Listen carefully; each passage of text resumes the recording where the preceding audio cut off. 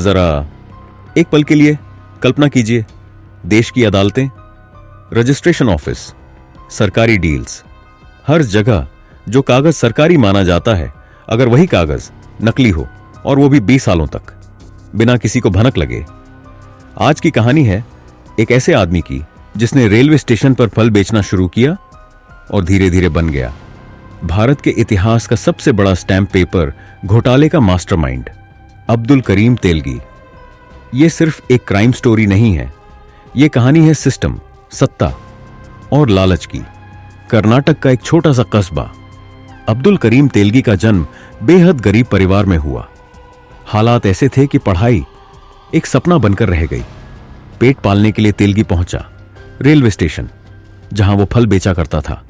लेकिन वहीं उसने कुछ और भी सीखा।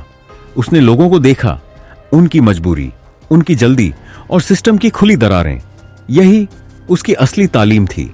कुछ साल बाद तेलगी पहुंचता है मुंबई, एक ऐसा शहर जहां सब कुछ बिकता है। यहां उसने शुरू किया मजदूरों के लिए नकली पासपोर्ट, फर्जी डॉक्यूमेंट, छोटा अपराध, तेज पैसा और कानून से पहली आंख मिचौली। लेकिन यह सब सिर्फ शुरुआत थी। असली मोड़ आता है 1993 में। तेलगी धोखाधड़ी के केस में गिरफ्तार होता है और जेल पहुंचता है। सलाखों के पीछे जहां ज्यादातर लोग टूट जाते हैं, वहीं तेलगी और खतरनाक बनता है। जेल में उसकी मुलाकात होती है रामरतन सोनी से। एक बातचीत और पूरा खेल बदल जाता है।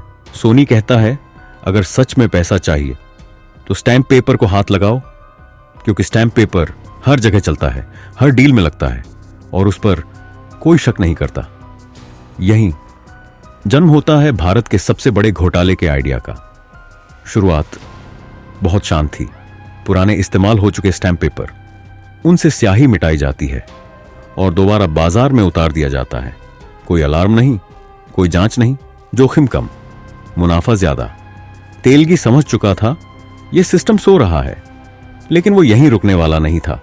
1994 अब होता है सबसे चौंकाने वाला मोड़। एक पत्रकार और राजनेता अनिल गोटे की मदद से और कथित तौर पर तत्कालीन राजस्व मंत्री विलासराव देशमुख की सिफारिश से तेलगी को मिल जाता है स्टैम्प बेचने का सरकारी लाइसेंस।